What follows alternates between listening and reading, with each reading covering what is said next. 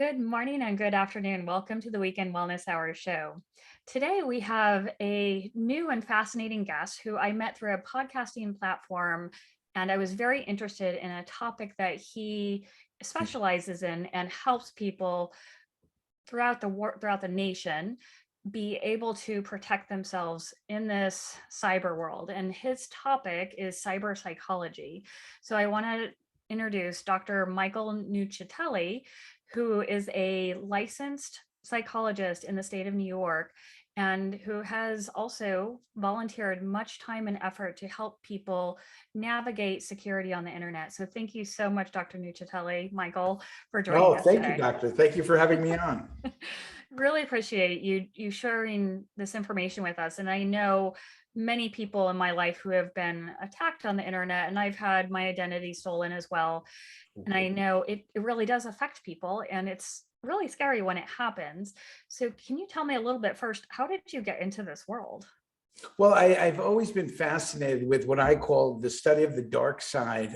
Back in 2006, in my earlier career, my past life, I was a clinical psychologist by day, but in addition, I was also a forensic psychologist. So I provided assessments in criminal, family, and civil courts. So I've always had a fascination with what I call the dark side. Available at my website, I wrote a concept called dark psychology, which is the dark side of human consciousness. And then in my studies, I've always, as I said, had a fascination studying sociopaths, psychopaths, the pedophile.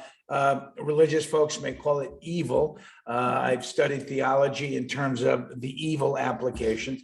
So I've always had that fascination of the dark side. And, in my studies, what I realized is that if I was a criminal, a pedophile, somebody that is perverse or deviant, where better to go? And that is when the light bulb went off around 2008 that I realized cyberspace. At that time, I was not heavily into the internet. And for most of us, social media was really not that large back in those days. I kind of say around 2010 is when social media really started to take off. But that's when I realized is that if I was a criminal, AKA a cyber criminal or a online child predator, where better to go would be online so that I could hide my identity, or at best, I could skew my identity. And so that the other online user, the victim, wouldn't know either who I am, or I could create something that maybe they didn't know was exactly true.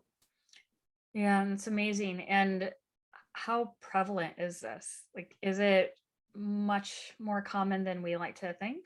Because I think it's, again, I don't like to quote statistics because when, again, ipredator, which we may talk about today, the concept that I created back in 2010 is a global concept that includes 8 types of online assailants, ranging from the child cyberbullying all the way to your online child predators, your cyber terrorists, so forth and so on.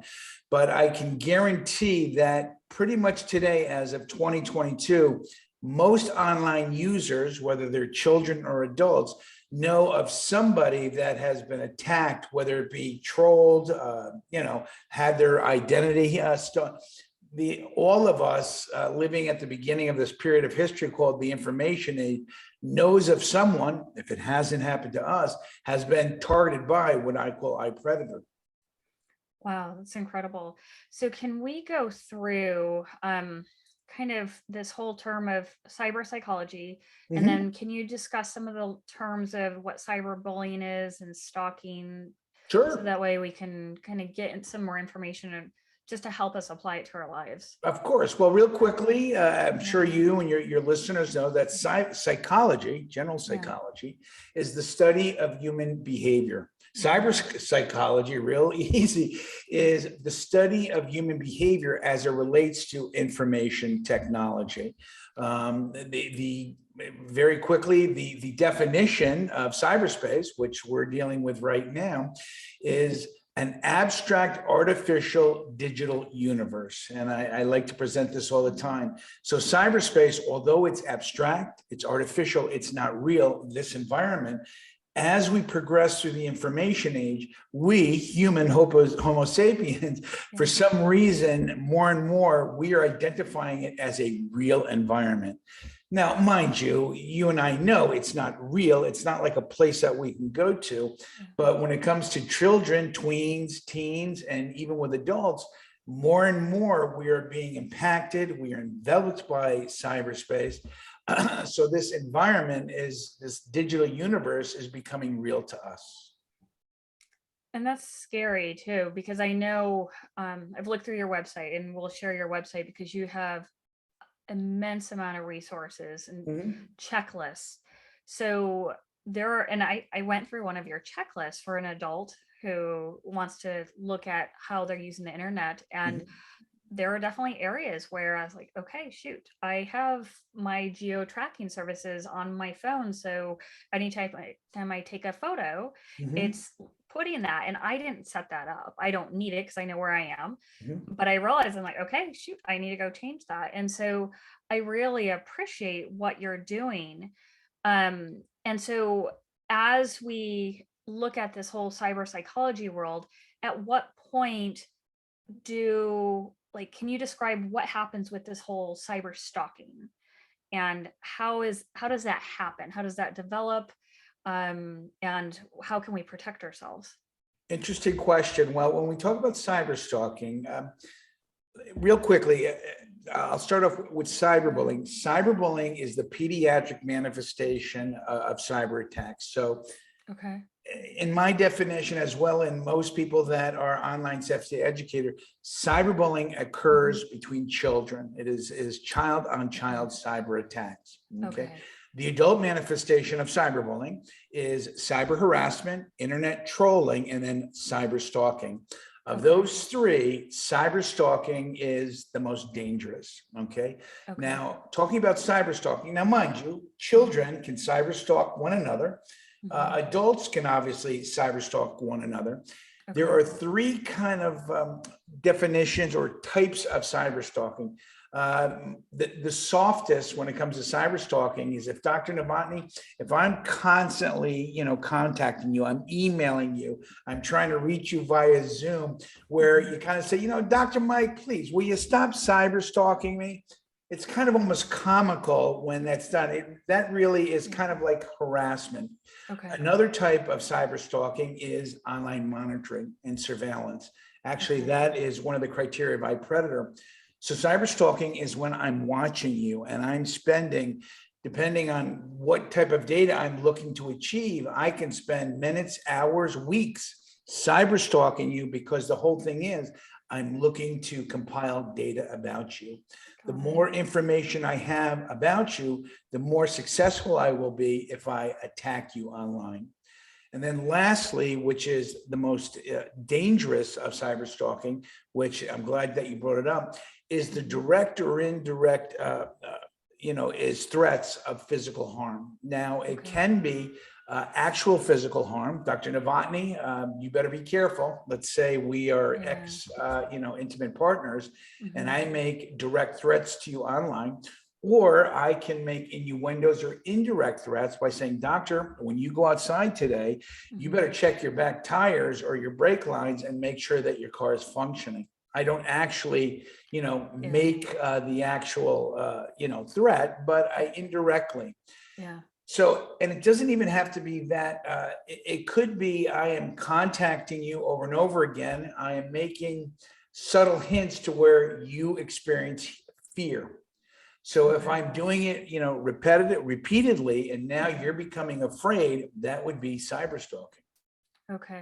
And so would the person be considered a predatory troll or an internet troll? Because you have some of those terms on your website as well. Internet, again, this is why I even wrote ipredator years ago, because I believe, and we'll see, eventually it all becomes one, So as I said, so a cyber harasser usually is somebody that it's somebody who's forgive my French, a pain in the ass that keeps contacting you. The internet troll usually is, the classic internet troll is somebody that you don't know. And what they're doing is they're looking to target you, not for a long period of time, Okay. but to provoke you, to anger you. The kids call it flaming, by trying to engage you in an angry exchange. And by doing that, the classic internet troll, they give themselves, as I say, the proverbial self-ego high five, pat on the back, because they feel good about themselves because they were able to upset you. But over the last, I would say 10 to 15 years, where I've introduced this idea called the predatory troll, and they are becoming more and more frequent. And what the predatory troll is, they are looking, doctor, not just to provoke you, but doctor, they are going after your practice. They are going after your podcast. They are going after, they're doing whatever they can to character assassinate, to ruin your online presence, your trustworthiness, so forth and so on. So predatory trolls, they are looking to completely and utterly decimate your reputation. Are there resources or recourse that you can take for stuff like this? It's very difficult. Again, I'm very patriotic. I love the United States. Yeah. But presently, the First Amendment, freedom of speech, internet trolls, predators. So as long as it's not true child pornography or true cyber criminal where they're actually hacking, the vast majority of cyber attacks, as it relates to predators, it's legal. It's unethical, it's immoral, it's psychopathic at times, but it is legal in our country. Well, in pretty much all industrialized nations, your ex-boyfriend can cyberstalk you. Now, you can try to go in a court of law to get a cease and desist, to get an order of protection, but if they're living in a different area, it makes it very difficult. Okay.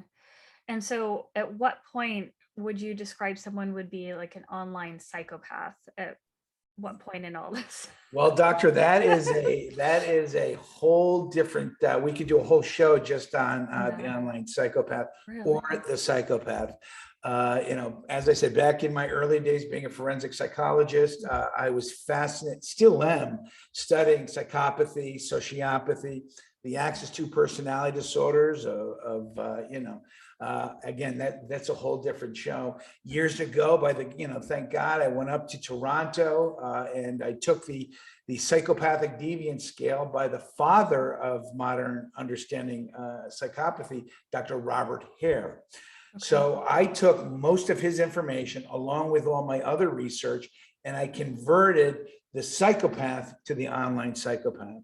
So there is an entire page, it's free, of checklists that address affective, behavioral, cognitive behavior. But essentially, oh goodness, the psychopath, the online psychopath, is an individual that experiences no shame, no remorse, and no guilt. And the way they view us minions, our mere mortals, is that we are objects, and they look to objectify us. The thing is, what's very important to understand, doctor, and this applies both to the offline psychopath, as well as the online psychopath. The first 6 months, like right now, doctor, if I'm a psychopath, you would still think I am wonderful. Look at me, I'm charismatic, I'm intelligent, I'm going to tell you I offer free volunteer help, which I do, by the way, and I'm not a psychopath. You're not going to know that I am a psychopath until 12 months and down the road, until we're engaging and we're content. And when it comes to online exchanges, if you and I have never met and we have minimal or intermittent exchanges, it's going to take you even longer to realize that I am a psychopath. And it isn't until eventually, once you start to get to know me, that's when you would start to know that I am not just that Dr. Nuccitelli. He's not just a narcissist. There's something else about him that's more than narcissistic.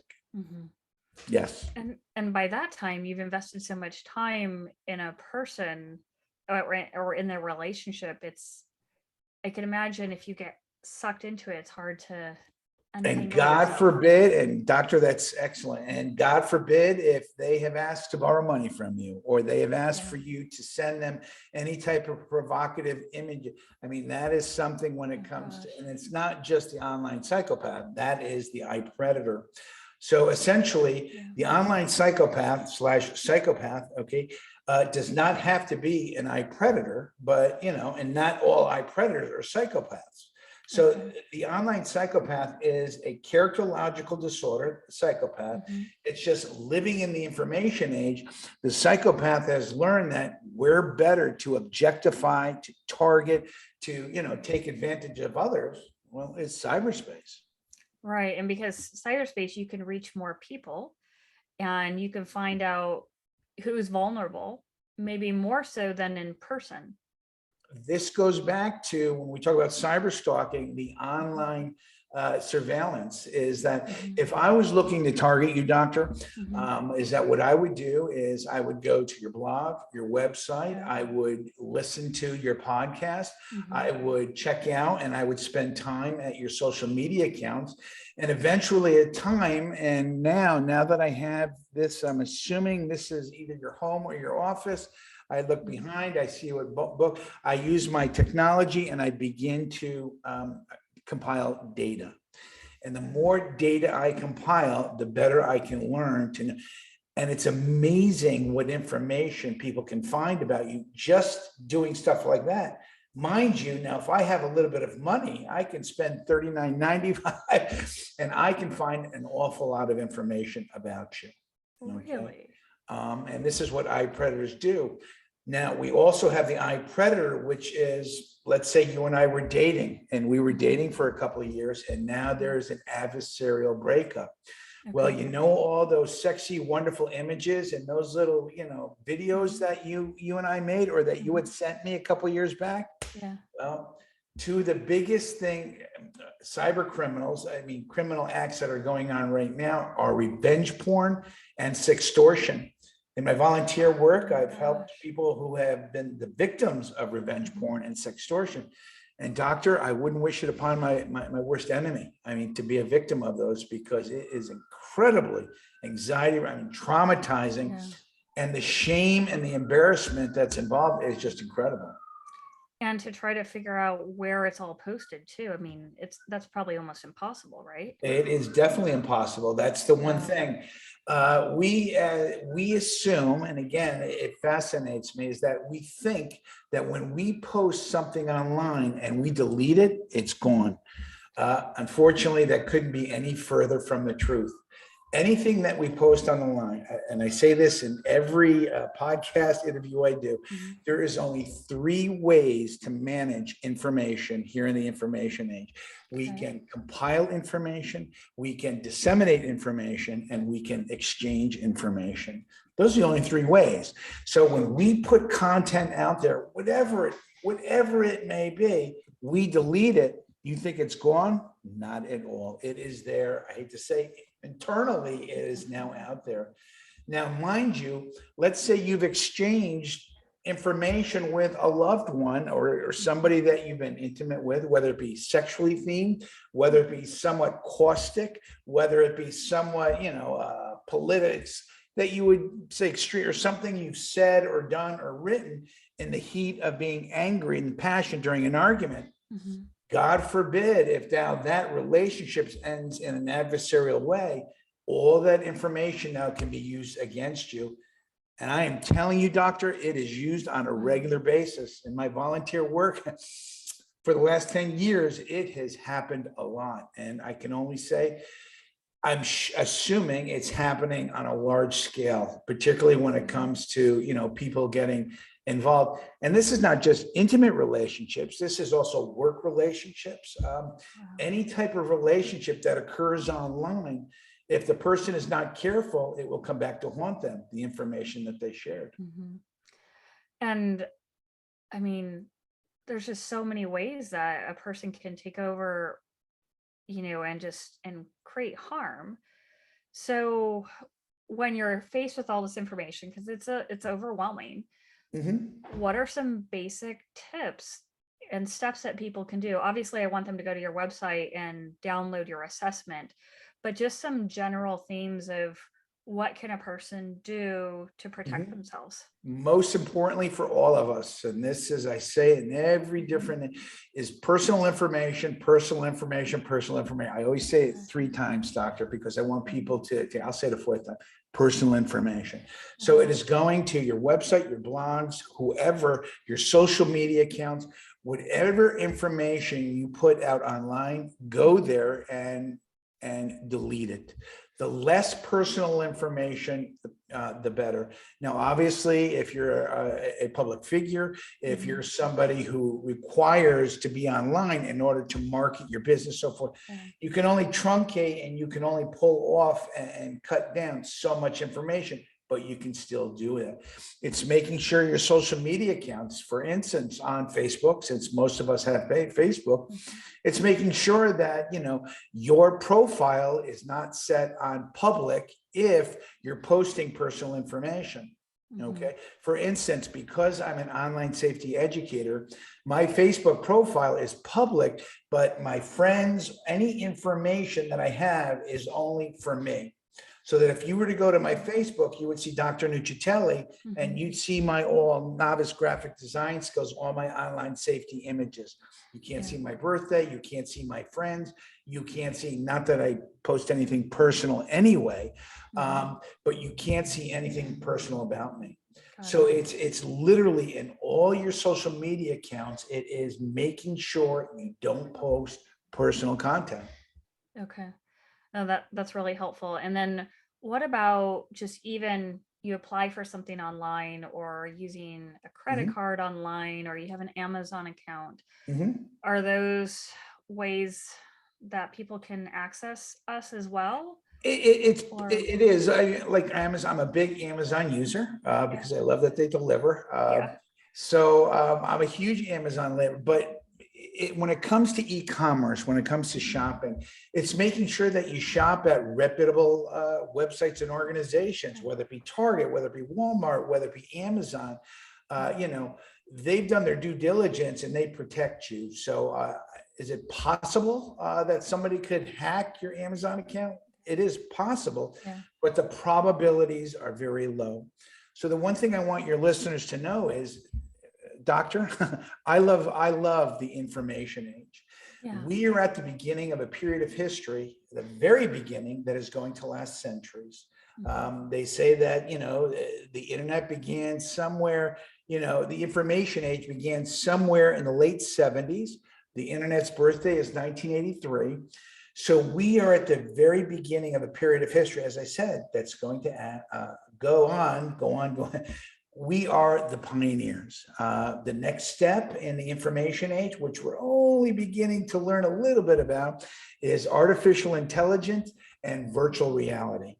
Doctor, 30, 50 years from now, after you and I, well, hopefully more than, let's say a century from now, hopefully we don't, I don't know, Yeah. we're going to live that long. Yeah. So a century from now, the entire human condition is going to be completely different. Okay. Right now, the fact that you and I can do this via Zoom is wonderful. Oh, that's technological advancement. 100 years from now, a century from now, doctor, they're going to look back at us and they're going to think like we look at the 1920s or the 1800s in the Wild West. They're going to look at us and they're going to laugh. Everything is going to change going forward, but what is not going to change are ipredators. And just like since the beginning of human civilization, there has always been criminals. Now that we are in the information age, there is, and there always will be, cyber criminals. Okay. And it's understanding that when you go online, however, whether you're using a mobile device, a desktop, it's thinking to yourself that you're going to be careful. One of the things that I don't think we have too much to talk about is what I call odor. All right. And that's the acronym. Yeah. Offline distress dictates online response. And what that is, that really is the psychology of the ipredator and then also the online victim. However, my state of mind is offline, I believe, I can't prove it yet, directly impacts what I do online. not only does it impact how I perceive the information, but most importantly, it impacts and skews how I interpret and how I exchange. So for instance, if I am a discouraged person, or I had a bad day at work, or I'm mad at my wife because we're arguing over finances, or I'm just a discouraged teen, a freshman, and now I go online and I begin to present myself an ipredator, okay, that has got a little bit of, let's say, savvy and understands, he's going to be able to know that that child is discouraged and a good target. And that applies to children and adults. So odor, offline distress dictates online response. Doctor, it's understanding that whatever you're doing, your state of mind is offline. When you come online, you have to check yourself. Yeah. And it's true. I mean, I've had situations where friends were drunk, having a bad day, and I've seen where they've posted things and you're like, wait a second, it doesn't seem like them, something's off, and you check in and they're struggling. So I can see that happening, often, especially as things are up and down in the world and people's lives are affected by it. Right. And the vast majority of ipredators we're targeting, again, it's not all, it's due to human error. Particularly when it comes to trolling and cyber. Again, it's understanding part of the human condition is, we make mistakes. But now that we're living in the information age, obviously we're going to continue to make mistakes. But what I'm asking, folks to do is make your mistakes offline. Don't bring it online, because when you come online, whether it's, again, using your desktop, your mobile device, whether it's text messaging, what you're saying online, remember, can easily be misconstrued. Easily. It can all. I have an educational image. I don't have it with me, taken out of context.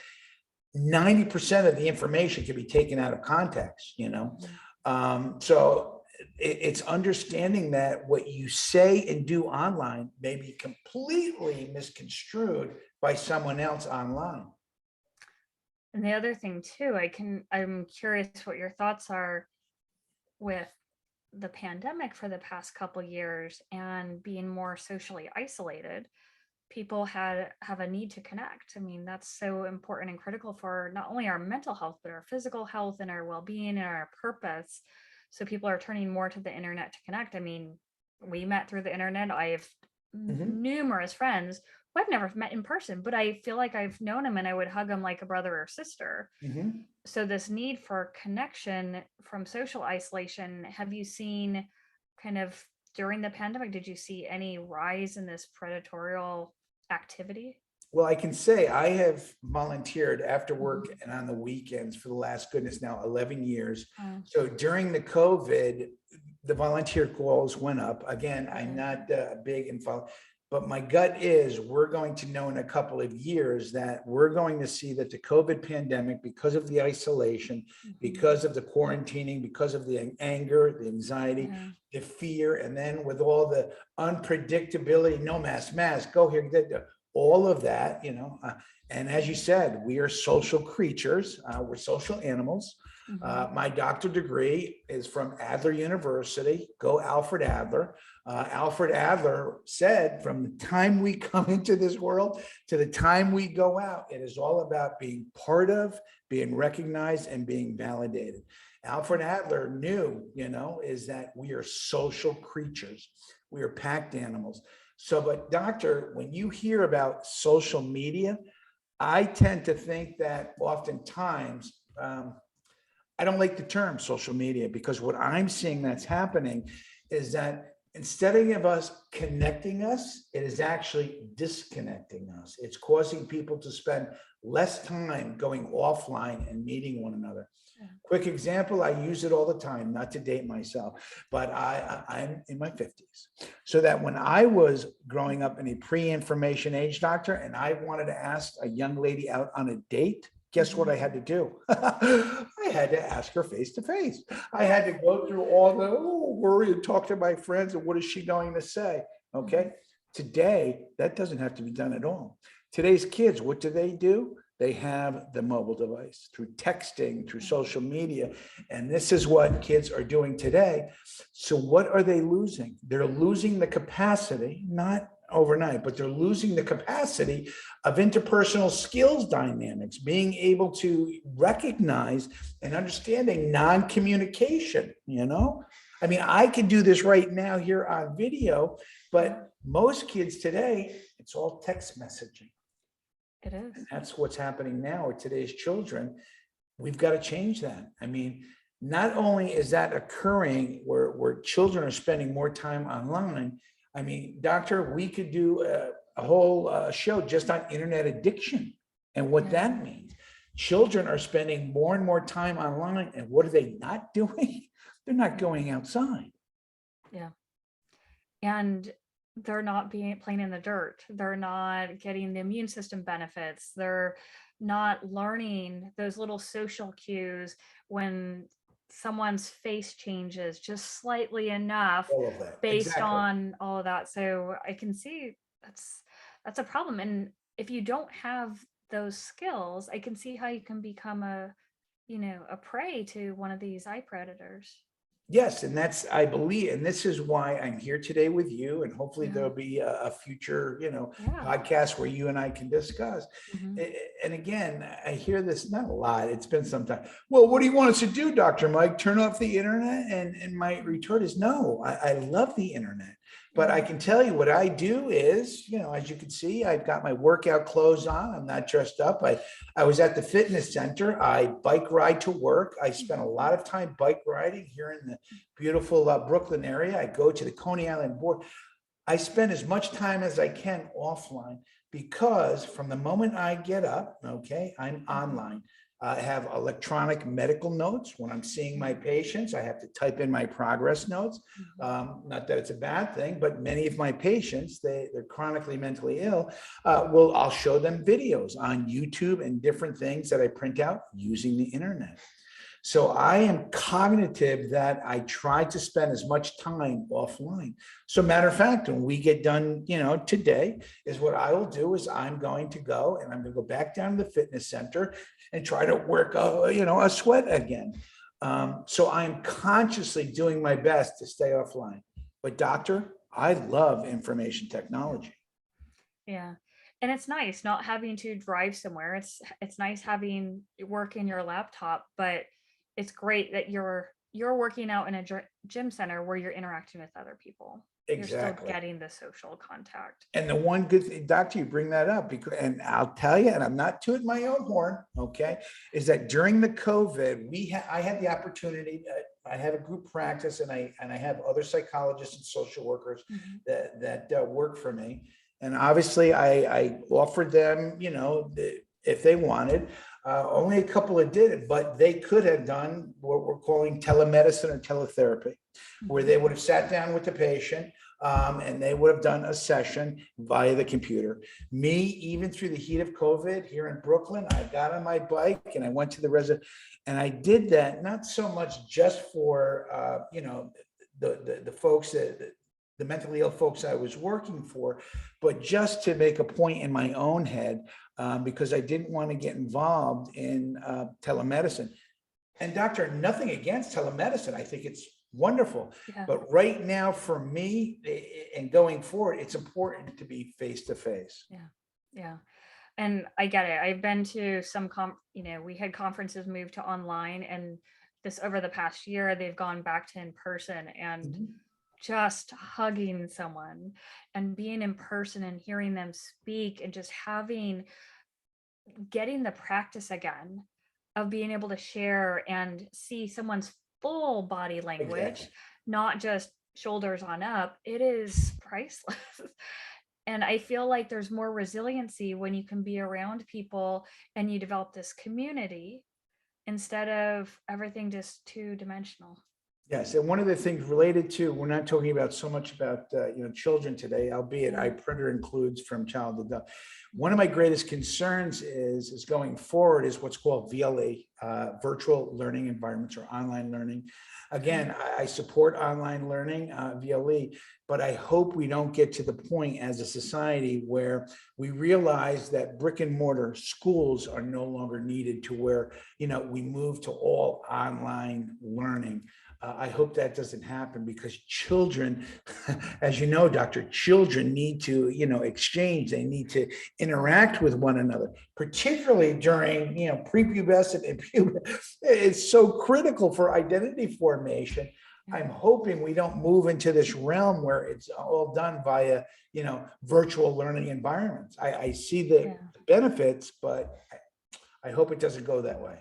I hope it doesn't either. I mean, if you think about all other kind of life forms, the children, the juveniles bunch together, they play, they interact, they fight, they have to learn those social skills. Exactly. So this is amazing. So can you talk us a little bit through your website and explain the different assessments that you have? Because I know you have some for adults and kids, and you even have a part for businesses too, right?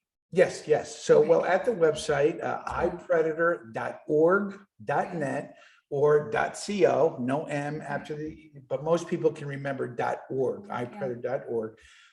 It's understanding that everything at my website is public domain, it's free, it's educational.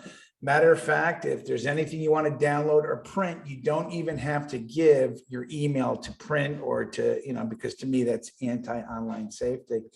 So I have 26, I think I have 28 different checklists and inventories assessments that deal with cyberbullying, parenting, cybercrime, online safety for businesses, digital reputation. So there are, as I said, 28, something else that we could talk about, and we won't talk about it today, internet addiction. I have the internet addiction risk checklist, because what we're learning is because of the pandemic and the COVID, is that we're starting to see that some folks, not just your online gamers, I mean, obviously online gaming is an entire different industry where internet addiction is something that needs to be addressed. But even people that are becoming internet addicted because of, due to the COVID, the quarantine and all that time, they became so reliant to being online. So there's the internet addiction risk checklist. And again, it's all free to print out if you're interested. Yeah. Oh, I've already downloaded some, so I appreciate it, because I think it's amazing information.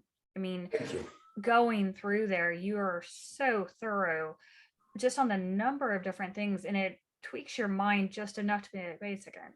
Right, and I apologize to, again, the checklists are for confirmation. The inventory are more to inquire, okay? So if you do check, you'll notice there's redundancy. I did that on purpose because the checklists are for you online users who think you know everything.